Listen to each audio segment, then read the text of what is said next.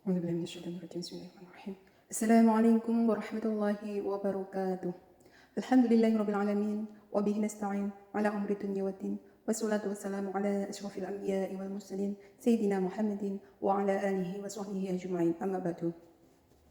Anak-anakku semuanya, sekarang kita mengaji sampai 84 ya, dari surat Ali Imran yang insya Allah akan dibaca sampai ayat 91 insya Allah ya. Dengarkan baik-baik, perhatikan dengan tenang. Semoga Allah memberi rahmat kepadaku dan memberi rahmat kepada kalian semuanya. Amin, amin ya rabbal alamin. A'udzu billahi minasy syaithanir rajim. Bismillahirrahmanirrahim. قل آمنا بالله وما أنزل علينا وما أنزل على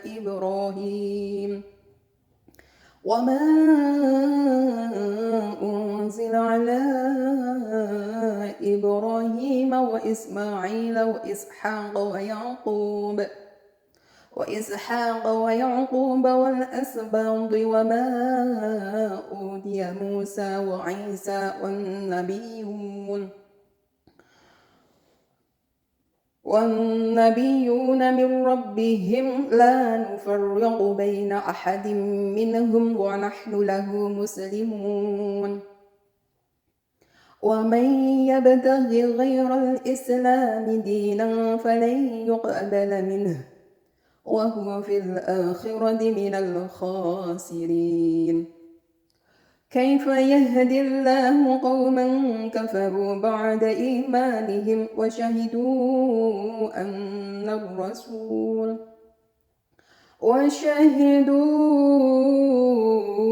أن الرسول حق وجاءهم البينات والله لا يهدي القوم الظالمين أولئك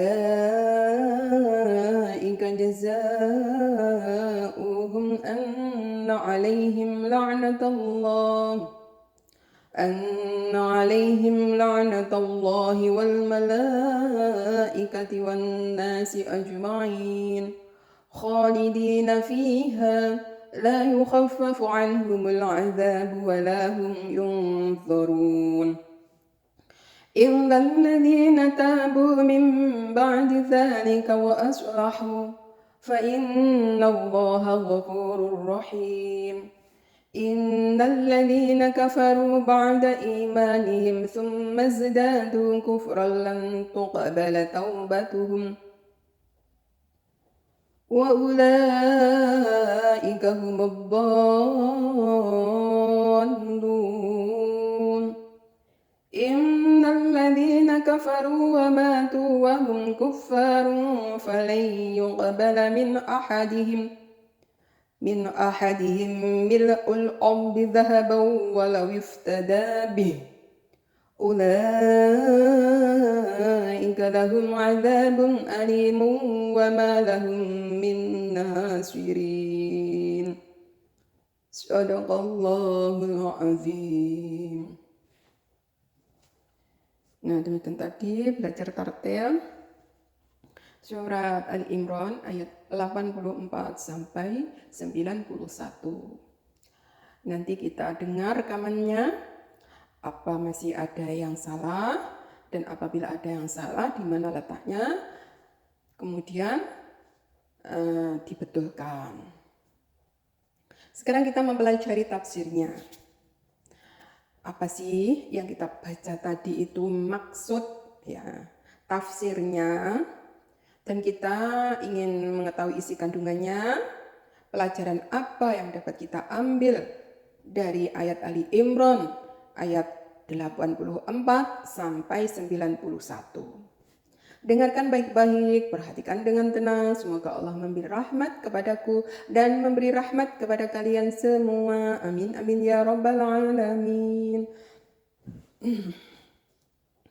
84. Katakanlah, kami beriman kepada Allah dan kepada apa yang diturunkan kepada kami dan yang diturunkan kepada Ibrahim, Ismail, Ishak, Yakub, dan anaknya. Dan apa yang diberikan kepada Musa, Isa, dan para nabi dari Tuhan mereka. Kami tidak membeda-bedakan seorang pun di antara mereka, dan hanya kepadanya lah kami menyerahkan diri. Nah, ini menerangkan tentang para nabi yang mengimani ya.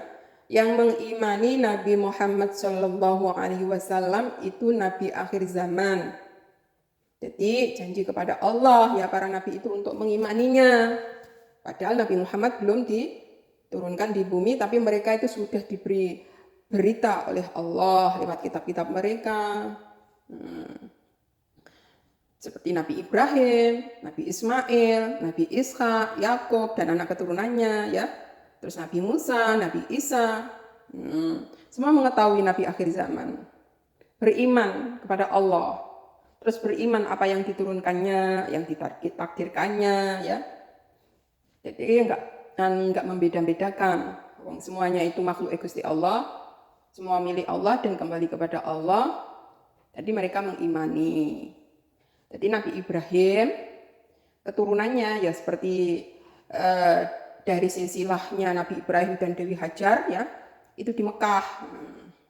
Lah silsilahnya Nabi Ibrahim ya dengan Dewi Syarah itu di sekitar Baitul Maqdis ya. Mempunyai putra siapa? Nabi Ishak. Dengan Nabi Ibrahim dengan Siti Hajar yaitu putranya Nabi Ismail. Jadi garis keturunannya Nabi Muhammad itu dari Nabi Ibrahim dengan Siti Hajar. Nah, kemudian punya putra Nabi Ismail, keturunannya sampai berapa gitu toh? Sampai kepada Nabi Muhammad SAW. Itu keturunannya dari Nabi Ibrahim dari jalur Mekah dengan Siti Hajar. Sampai sekarang itu ibadah hajinya itu di Siti Hajar dipraktekkan oleh seluruh umat Islam di seluruh dunia ya ketika haji. Karena ketabahan, keimanan seorang wanita yang tegar, wanita yang mengimani apa ketetapan dari Tuhannya. Nah, jadi jalur dari Nabi Ibrahim itu Nabi Ishak. Nabi Ishak, Nabi Yakub, Nabi Yusuf. Jadi silsilahnya itu Bani Israel. Jadi apakah seorang nabi itu putranya itu semuanya beriman? Apa semuanya putranya itu baik? Ini tanda tanya. Jawabnya seperti putranya Nabi Yakub itu aja ya. Itu semuanya beriman kepada Allah, tetapi mempunyai sifat-sifat seperti iri, dengki, terus ingin membunuh dan sebagainya itu ada, sifat yang jahat itu ada. Nah, seperti Nabi Yusuf dan Binyamin baik dan saudaranya yang 10 ya jahat. Nah, tapi ya beriman kepada Allah ya. Tapi imannya itu diganggu oleh setan, saudaranya itu memang persaudaraannya itu diganggu oleh setan ya. Sehingga ingin membunuh saudaranya Nabi Yusuf. Nah, itulah. Jadi dari cerita itu sampai sekarang pun ya orang-orang yang mempunyai sifat iri, dengki ya itu tetap ada ya. Tetapi orang yang seperti Nabi Yusuf ya tetap ada yang beriman, baik hati, terus mengimani qada-qadarnya Allah, mengimani rasul-rasulnya Allah sampai akhir zaman. Itu ada. Tetapi keturunannya itu ya Nabi itu ada yang enggak mau mengimani. Enggak mau mengimani Nabi Isa itu utusan Allah, enggak mau mengimani Nabi Muhammad itu utusan Allah. Nah, jadi ada penerimaan dan ada penolakan. Itulah ketentuan Allah.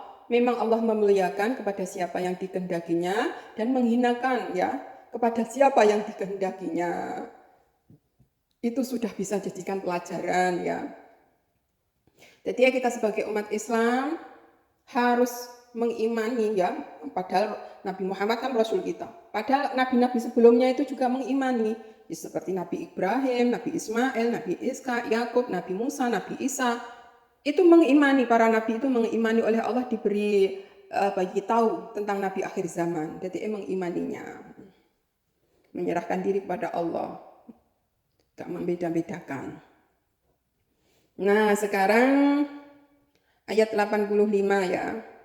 Barang siapa mencari agama selain agama Islam, maka sekali-kali tidaklah akan diterima agama itu daripadanya, dan dia di akhirat termasuk orang-orang yang merugi. Nah, standar agama Islam itu umat Kanjeng Nabi Muhammad sallallahu alaihi wasallam apa?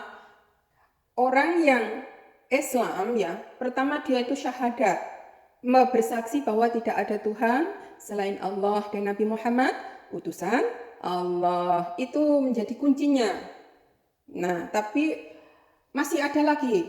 Kemudian kalau sudah syahadat, dia melaksanakan sholat 5 waktu yang wajib. Apalagi seperti puasa yang wajib di bulan Ramadan.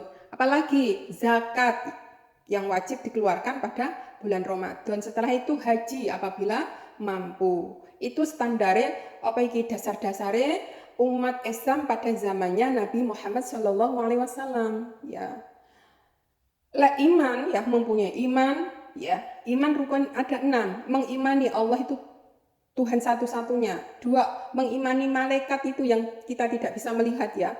Allah menciptakan malaikat dari cahaya. Terus ketiga, mengimani kitab-kitabnya Rasul ya. Mengimani kitab-kitabnya para Rasul. Yang keempat, mengimani Allah mengutus seorang Rasul. Yang kelima, mengimani ya bahwa nanti ada hari akhir zaman, hari hancurnya semesta alam. Nah, mengimani hari kiamat ya. Terus keenam, mengimani qada-qadarnya Allah. Apa qada-qadarnya Allah? Itu ketentuan dan ketetapan Allah yang sudah ditetapkan sejak zaman azali. Jadi apapun yang terjadi di dunia ini ya, itu kalau sudah terjadi ya itulah kehendak Gusti Allah. Cara mengimaninya bagaimana? Kita pasrahkan, kita semuanya ini milik Allah dan kembali semuanya kepada Allah kalau sesuatu sudah terjadi. Tapi kalau sesuatu belum terjadi, contohnya ya orang yang sakit ya belum menemui ajal kan berusaha untuk sembuh. Nah, itu adalah usaha. Nah, sudah usaha kemana-mana berobat agar sembuh. Nah, sudah berusaha, tetapi ketetapan Allah memang ditetapkan ya, pada waktunya dia meninggal. Terus cara mengimaninya ya bahwa semuanya itu milik Allah, semuanya akan kembali kepada Allah. Ya sak nalika pasti menangis, wis diusahane berobat kemana-mana, tetap nggak bisa ditolong. Nah, seperti itu. Terus seorang yang sakit ya, sakit itu juga ketentuan Allah. Tetapi orang itu ya berusaha sehat. Caranya dia menjaga kesehatannya, istirahatnya, makan dan minumnya yang sehat, terus olahraga, terus pokoknya untuk menjaga kesehatan. Itu usaha. Tetapi terus Allah tetap memberi sakit. Nah, sakit itu adalah ketentuan Allah. Kalau sudah terjadi sakit, ya usahanya ya berusaha sembuh ya. Itulah yang namanya kita itu menerima. Kadang orang itu nggak bisa mengimani tentang qada dan qadar Allah. Wong wis olahraga, wis makan terjamin, wis tak jaga semuanya, kok bangga tetap sakit. Nah, itu namanya mengeluh, nggak mau menerima. Nah, yang dimaksud di sini adalah orang itu kalau memang sakit itu adalah ketentuan dan ketetapan Allah, ya diterima, ya Allah. Ini adalah ujian dari Engkau. Padahal aku sudah menjaga semuanya, sudah menjalankan perintahmu, menjauhi laranganmu. Kemudian aku sudah makan yang sesuai dengan kehendakmu, aturan-aturan di dalam Islam. Terus tetap diparing sakit, maka sakitnya itu adalah ujian. Apabila dia itu sabar, Allah setiap detiknya mentransfer pahala yang tak henti-hentinya. Apabila orang tersebut sabar. Nah, seperti itu. Jadi segala sesuatu ini memang sudah ditentukan, tapi ada usaha dan doa. Usaha dan doa yaitu tadi yang aku ceritakan tadi. Kalau orang itu pengen sehat, maka dijaga istirahatnya, makan, minumnya ya, sesuai dengan syariat agama Islam. Jadi Gusti Allah tetap memberi sakit, maka diterimanya dengan ikhlas. Ya, bahwa ini adalah ketentuan dan ketetapan-Mu ya Allah. Aku terima rasa sakit ini. Semoga rasa sakit ini menambah pahala untuk diriku. Ngono. Terus umpama dia itu sakit ya tetap berusaha, maka aku akan tetap berusaha untuk berobat, untuk sembuh dan sebagainya. Ada yang diberi kesembuhan. Nah, terus apabila orang sakit itu sudah berusaha, sudah berdoa, tetapi ketetapan Allah ya mengambilnya, orang juga harus menerimanya dengan ikhlas bahwa ini adalah ketetapan Allah yang sudah ditetapkan sejak zaman azali dan makhluknya harus mengimaninya bahwa semuanya itu milik Allah ya, kembali semuanya kepada Allah. Nah, seperti itu. Itulah yang dinamakan usaha dan doa. Hasil akhirnya ya dipasrahkan Allah Subhanahu wa taala. Jadi mempunyai keimanan. Jadi orang yang 85 orang yang mencari agama ya selain Islam enggak bakal ditompo karo Gusti Allah. Ayo, siapa sing enggak mempunyai Islam? Nauzubillah min dzalik ya. Semoga kita semuanya diberi iman, diberi Islam, diberi ihsan ya, kebaikan.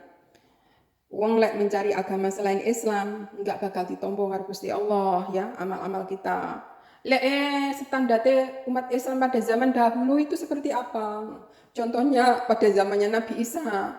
Ya standarte pada zaman kuitan utusannya Nabi Isa harus mengimani bahwa Nabi Isa itu utusan Allah dan mempunyai kitab yang namanya kitab Injil. Nah, pada zamannya itu orang-orang harus mengimaninya. Itu namanya Islamnya Nabi Isa pada zamannya seperti itu. Jadi kudu mengikuti syariatnya Nabi Isa.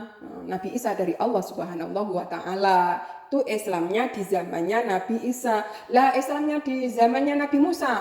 Ya orang itu harus mengakui Nabi Musa itu pada zamannya itu utusan. Dan Allah memfirmankan mempunyai kitab namanya Taurat. Orang-orang pada zaman itu harus mengimani bahwa Nabi Isa itu utusan Allah dan mengikuti syariatnya. Itulah Islam di zamannya Nabi Musa.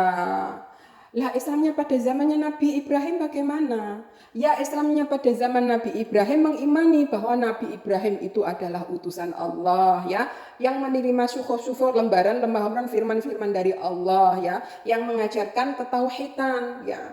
Tidak ada Tuhan selain Allah dan mengikuti syariatnya pada zamannya Nabi Ibrahim. Nah, mengimani Nabi Ibrahim utusan. Itu Islamnya di zamannya Nabi Ibrahim. Jadi, apakah dari Nabi Adam, Idris, Nuh sampai Nabi akhir zaman itu apakah Islam? Iya, wong itu semuanya nabi-nabinya orang Islam. Dan Nabi Muhammad itu juga nabinya orang-orang diakui kenabiannya oleh orang-orang sebelum Nabi Muhammad. Nabi Isa mengakui Nabi Muhammad Nabi akhir zaman. Nabi Musa mengakui Nabi Muhammad Nabi akhir zaman. Nabi Ibrahim mengakui bahwa nanti ada Nabi yang terakhir yaitu Nabi Muhammad SAW dari golongannya dan seterusnya. Itu yang memberitahu Allah yang menguasai yang awal dan menguasai yang akhir.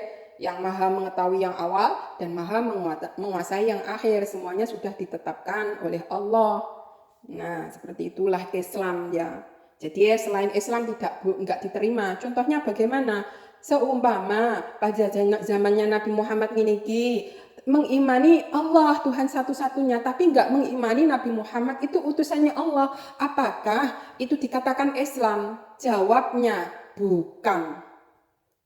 Sebab Islam itu Allah menurunkan Nabi akhir zaman Nabi Muhammad SAW disuruh untuk mengimani bahwa Nabi Muhammad itu Nabi utusan terakhir, Nabi akhir zaman, dan Nabi-Nabi sebelumnya Nabi Muhammad mengimaninya. Lah kita sudah tahu kitabnya, terus seumpama tidak mengimani kan ya keterlaluan. Wong Nabi Muhammad belum lahir ya, Nabi-Nabi sebelumnya itu sudah mengimaninya dan umatnya.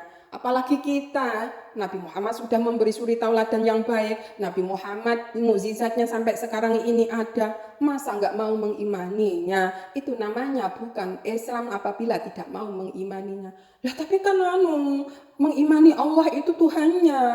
Iya, iblis itu ya mengimani loh bahwa Allah itu Tuhannya. dia itu juga mengimani setiap hari berzikir kepada Allah, setiap hari menyembah Allah, tapi hanya tidak mau mengakui Adam itu adalah apa?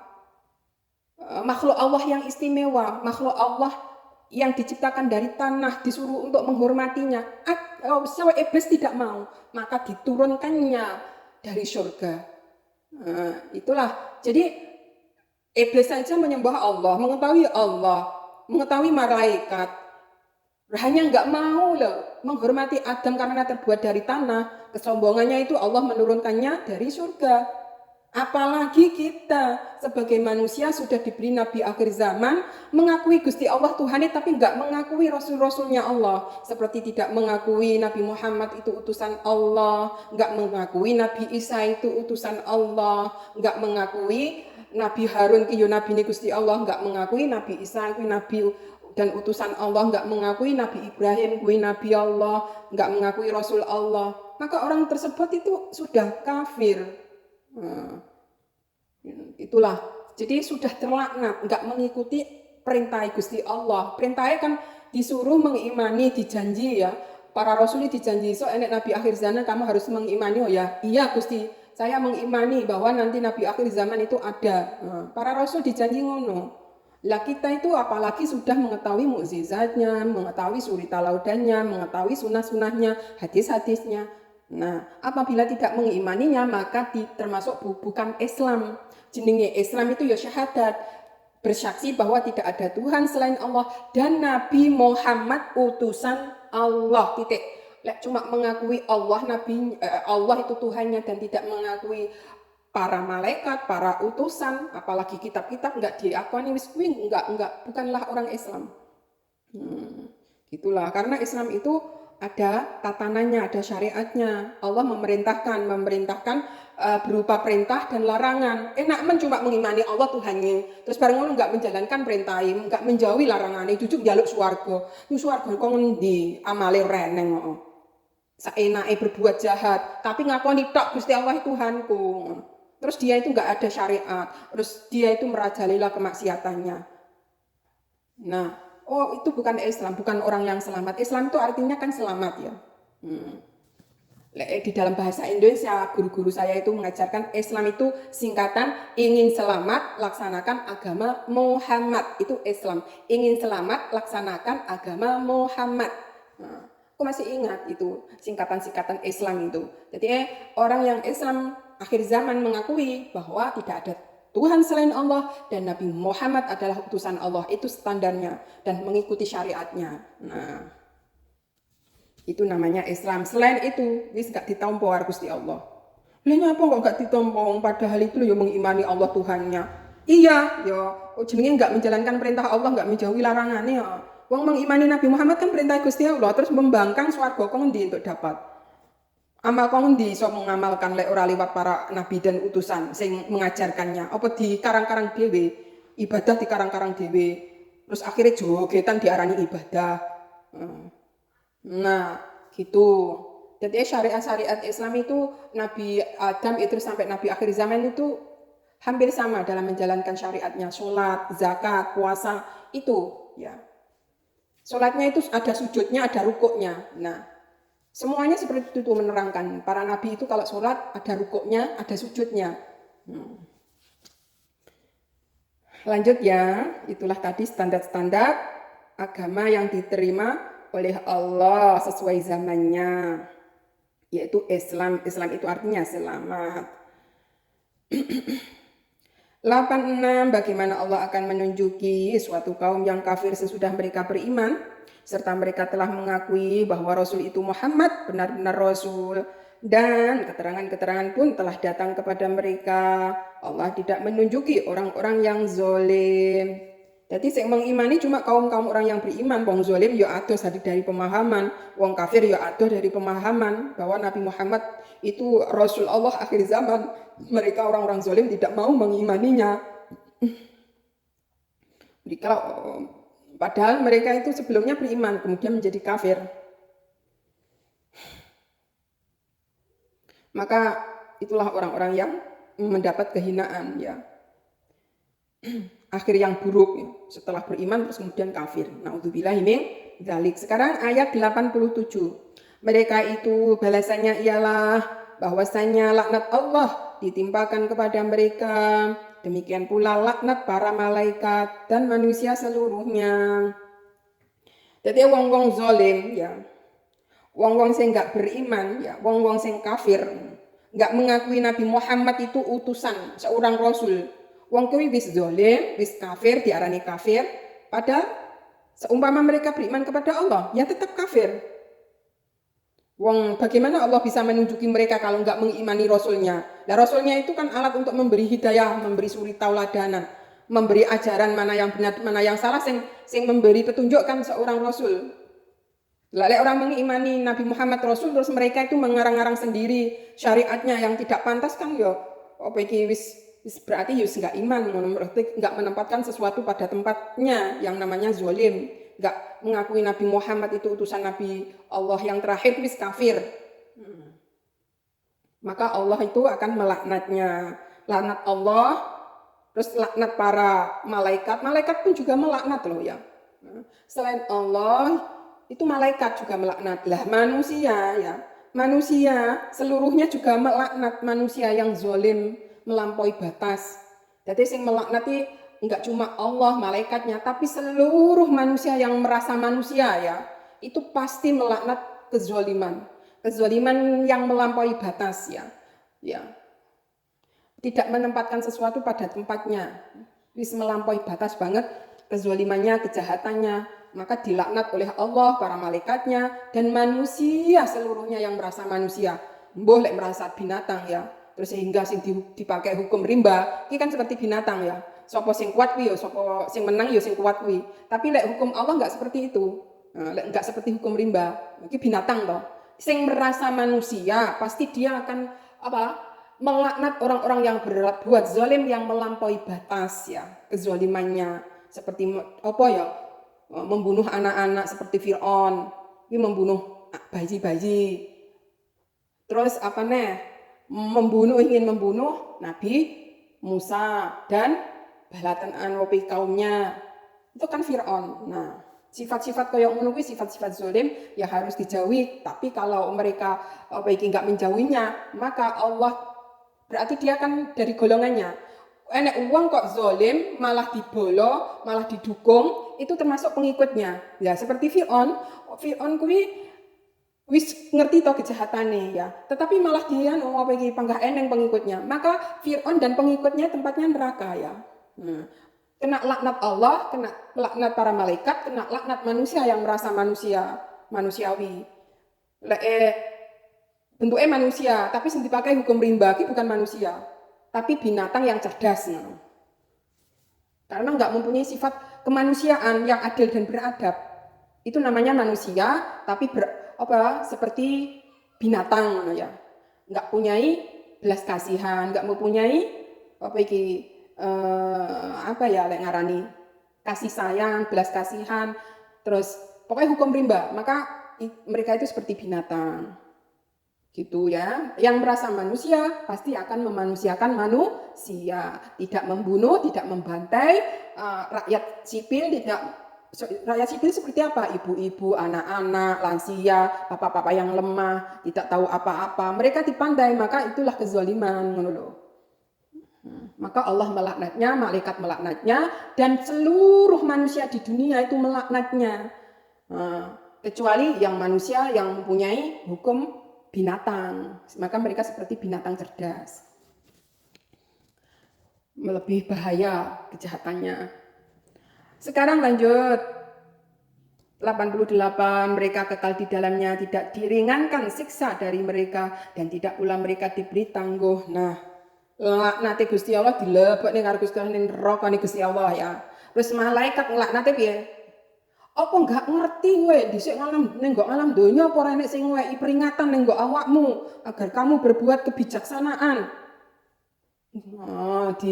Di karo malaikat lek nglaknat penjaga neraka wis dengan kasar dan wajahnya seram. Kuwi laknate malaikat. Lek laknate manusa. Nah, ning donya wis diperingati gak keneng. Sing peringatne bakal ning swarga, sing diperingati gak keneng ning neraka. Sak ning swarga ngomong, wong-wong ning nggon neraka. Dhisik wis tak peringatne to, aja kejam bengis, enggak berperi kemanusiaan, tempatmu ning neraka lho. Malah jawab mereka, malah jarap ning nggon donya, waktu ning donya nih sombong. Hanya merebut dengan kekuasaan dunia sing saiki kuwi direbut nih. Terus ning akhirat di protes karo wong ahli swarga. Lah wong donya mak gersak mono sampai mbok rewangi kezaliman di mana-mana, anak kecil kamu bunuh, ibu-ibu kamu bunuh, kamu bom sehingga banyak orang yang mati. Sampeyan saiki ning neraka, sampeyan dilaknat Gusti Allah, malaikat lan manusia sing ning swarga iki kabeh. Bahkan kancamu dhewe nglaknat to. Ning neraka iki sesama teman ning laknat bodho telok-lokan, gara-gara kamu aku ning neraka, gara-gara kamu aku ning neraka. Nglaknate kancane kaya ngono kuwi. Saling tuduh menuduh, saling saking keputusasaan mereka merasakan siksa, saling menyalahkan, adu mulut. Kuwi laknate wong kancane. Ning neraka ya kancane ya saling melaknat. Kaya ngono kuwi.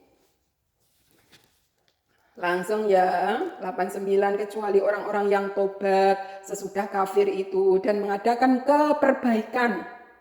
Karena sesungguhnya Allah Maha Pengampun lagi Maha Penyayang. Kecuali wong-wong kafir kuwi tobat. Tobatnya piye wong kafir kuwi yo ngakoni Gusti Allah Tuhannya dan mengakui Nabi Muhammad iki utusan Allah. Kuwi jenenge wong tobat ya. Terus mengadakan kebaikan. Kebaikan iki piye? Kebaikan iki yo berbuat baik kepada orang yang pernah dizoliminya, terus minta maaf, terus diberi hidayah ke jalan yang benar, menyembah Allah, beribadah sesuai syariat agama yang diajarkan Nabi Muhammad, itu jenenge wong tobat. Karena Gusti Allah Maha Penyayang, wis diampuni dosane kabeh walaupun sak isi jagat raya lek dhek memang bertobatnya mengakui Allah Tuhan satu-satunya, Nabi Muhammad itu utusan Allah dan mengikuti syariatnya Nabi Muhammad, terus bertobat sampai akhir hayatnya maupun dosanya walaupun dosanya seisi langit, seisi bumi diampuni oleh Allah.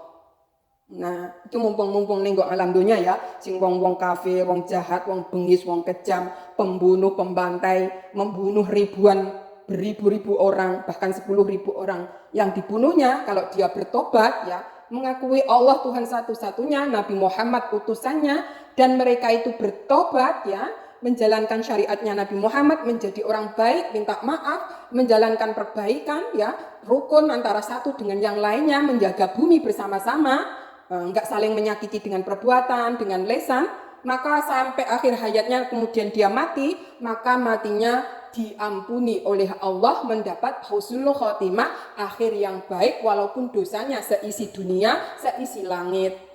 Sudah paham ya?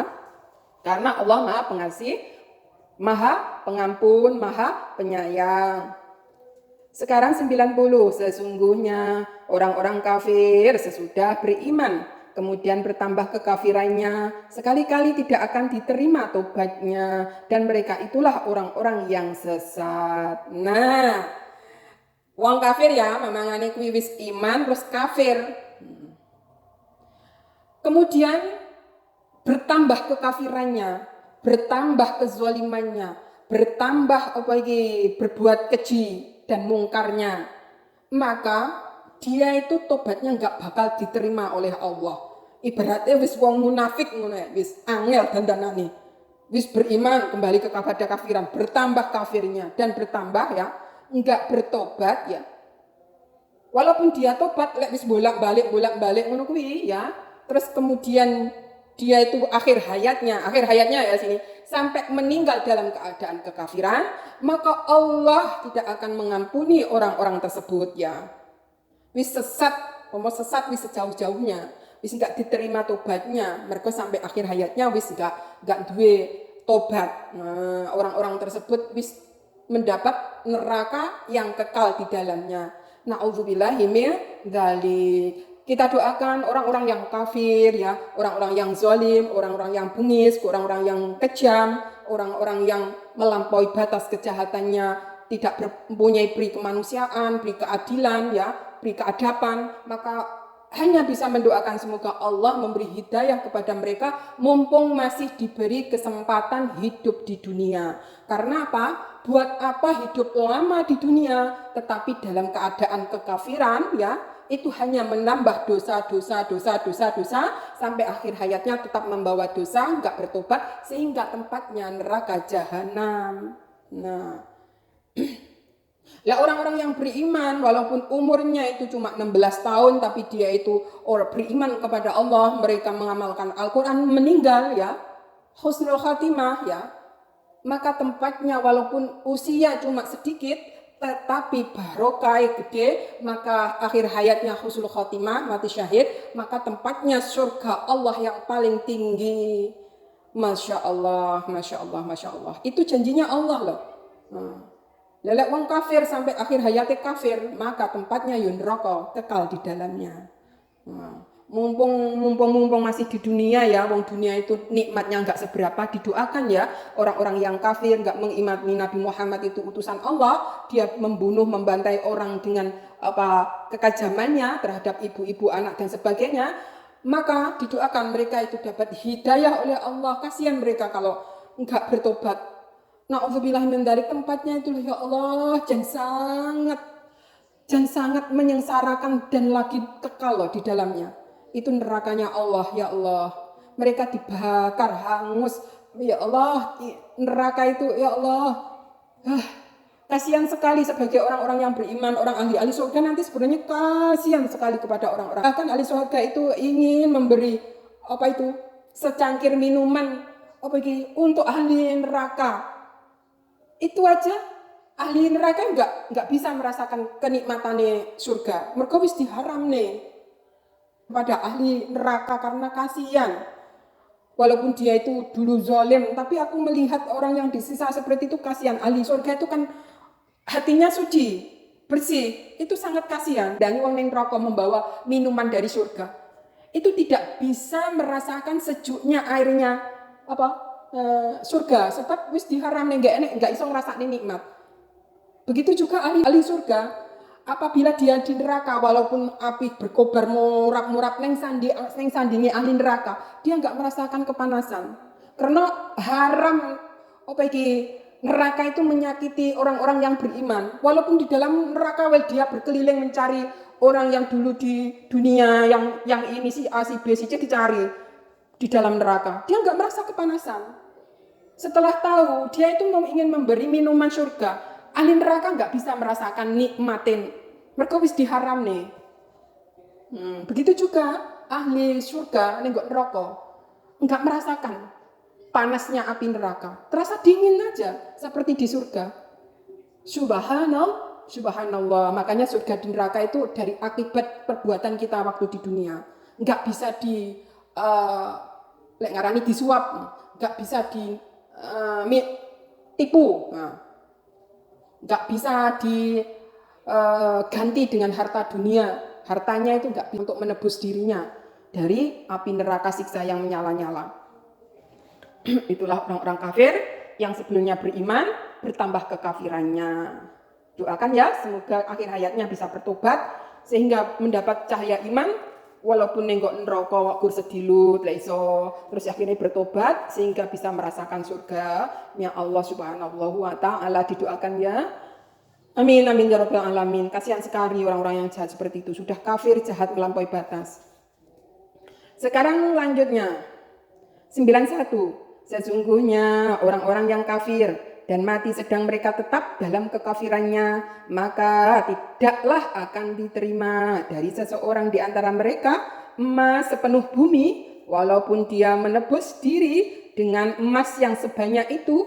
Bagi mereka itulah siksa yang pedih dan sekali-kali mereka tidak memperoleh penolong. Na'udzubillah min dzalik. Nah, inilah tak omong nih. Jadi neraka wong-wong sing enggak punya iman ya sampai akhir hayatnya terus nyemplung neraka, walaupun ning donya kuwi duwe isi bumi, ning waktu ning donyane ibaratnya dia mempunyai harta emas seisi sebesar bumi iki, untuk menebus dirinya enggak akan bisa ya. Karena dosa itu yang membawa diri pribadi. Jadi harta itu enggak bisa untuk menebusnya. Tetap mendapat siksa yang sangat pedih. Jadi ojo sombong dadi wong kaya, apalagi kafir, apalagi bengis, kejam. Lek iso dadi wong kaya seperti Nabi Sulaiman, bertambah imannya. Lek wong kowe miskin, jadilah orang miskin yang beriman seperti Nabi Ayub. Tetap menjadi orang yang beriman, naik imannya, ya. Lek wong kowe ayu, dadi tetep wong beriman seperti siapa? Siti Fatimah, tambah ayune tambah imane tempatnya swarga. Lek kowe dadi wong bagus ya tetep beriman seperti Nabi Yusuf. Nabi Yusuf itu bagus banget tapi sampai akhir hayatnya membawa iman. Wong bagus, wong jelek ya. Seperti jelek siapa? Habil. Habil itu adalah anaknya Nabi Adam yang jelek, tapi kelakuannya apik. Maka jadi orang yang jelek, jadilah orang yang jelek seperti Habil. Dia itu tempatnya swarga. Nah, jadi anak turunnya Nabi Adam kuwi enek sing ayu, enek sing elek, lek enek sing hitam, enek sing putih.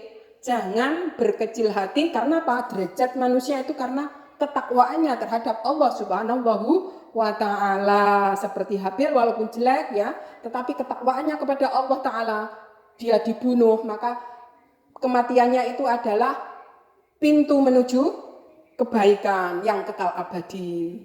Daripada Qabil yang bagus, gagah dan tampan, tetapi mempunyai kelakuan yang jelek, pembunuh, pembantai saudaranya, maka tempatnya adalah neraka. Nauzubillahi min dzalik. Itulah jadi ketentuan dan ketetapan Allah ya yang sudah ditetapkan sejak zaman azali itu baik buruk bentuk orang ya itu yang bermacam-macam itu diterima dengan ikhlas. Kalau dibully jangan gampang marah. Sebab apa? Ini ketentuan Allah. Memang Adam itu tercipta ya anak turunannya itu ada yang baik ada yang buruk. Gitu loh. Jadi kita terima aja kalau diciptakan menjadi orang hitam, disyukuri. Hitam itu tetap anak turunnya Nabi Adam. Karena Nabi Adam itu mempunyai anak yang hitam ada. Nah, gitu. Kalau ditakdirkan orang yang bagus, cantik, ya syukurono. Memang Nabi Adam itu anaknya ada yang bagus dan cantik.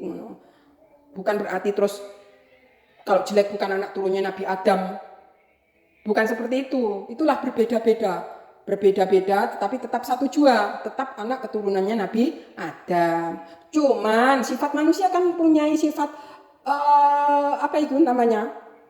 Nafsu. Nafsu wong cantik itu pasti menginginkan yang bagus. Lah, otomatis di dalam pulau itu ya anak turun temurunnya ya cantik dan bagus. Begitu juga anak Bani Adam. Ada yang hitam, yang suka ya cuma orang hitam. Ada laki-laki anak keturunan Nabi Adam, laki-laki hitam. Terus bareng ngono ki sing mau menikahinya ya wanita yang hitam sehingga di dalam pulau ya menyebar anak keturunannya hitam. Itu saudara kita, tetap saudaranya Nabi, anak keturunannya Nabi Adam. Makanya sunnahnya Nabi Adam itu dulu itu mengatakan ya, anak sing cantik rabio karo sing wong lanang sing elek, dadi keturunannya untuk memperbaiki keturunan. Ya, koyok Habil, Qabil, Iklimah, Labuda karo Habil, ya kembarane. Disilang sing elek entuk ayu, ya sing bagus sing cantik oleh si jelek ngono. Jadi nanti keturunannya biar baik. Itu kan sunnahnya Nabi Adam. Tetapi orang enggak mau. Seperti Qabil membunuh Habil itu gara-gara kan karena kecemburuan juga. Karena saudara Iklimah yang cantik enggak boleh dinikahi Habil yang jelek ngono. Bisa dinikahi dirinya sendiri, kembarannya. Nah, itulah nafsu manusia sehingga orang itu membentuk ya kalau keturunan hitam. Nah, itu karena ya orang hitam itu yang menyukai orang hitam sehingga anak turun-turunnya membentuk di dalam negara itu hitam. Itu bukan berarti itu bukan keturunan Nabi Adam, tetap itu keturunan Nabi Adam. Memang keturunan Nabi Adam ada yang hitam, ada yang putih, ada yang mancung, ada yang tesek, ada yang rambut keriting, ada yang rambut lurus. Bukan keturunan monyet. Dari zaman dahulu monyet sampai sekarang itu tetap jadi monyet. Akalnya ya akal monyet walaupun modern. Enggak iso. Dinas jadi manusia enggak iso. Mergo akale iki wis enggak podo. Sekarang pun tok monyet ya. Monyet kuwi mbok belajar entek jenius ya padha tetep dadi monyet. Enggak eneng kok mamangane monyet terus turun terus dadi manusa karena pinter karena regenerasi enggak ada. Ya apa enggak tetep monyet ngono lho. Kalau pikire bentuke dan sebagainya. Wallahu a'lam ya.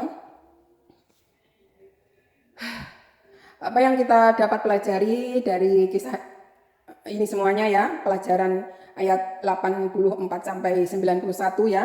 Jadi orang yang bertobat walaupun dosanya seisi langit dan bumi akan diampuni ya. Tapi dengan syarat tidak mengulangi dosanya itu. Karena Allah Maha Pengasih dan Penyayang, Allah Maha Pengampun, Maha Pengasih dan Maha Penyayang. Nah, jadi kalau orang yang kafir sebelumnya iman, terus bertambah kafirnya sampai akhir hayatnya, enggak bertobat, yus tempatin neraka jahanam, ya, enggak diampuni oleh Allah. Hanya orang-orang yang bertobatlah sampai akhir hayatnya yang diampuni. Demikianlah tadi kata-kata dari saya. Apabila dalam menerangkan ada salahnya, mohon diampuni. Dan apabila ada yang benar, boleh diikuti. Dan apabila ada yang salah, boleh dikritisi. Ihdinas siratal mustaqim. Wassalamualaikum warahmatullahi wabarakatuh.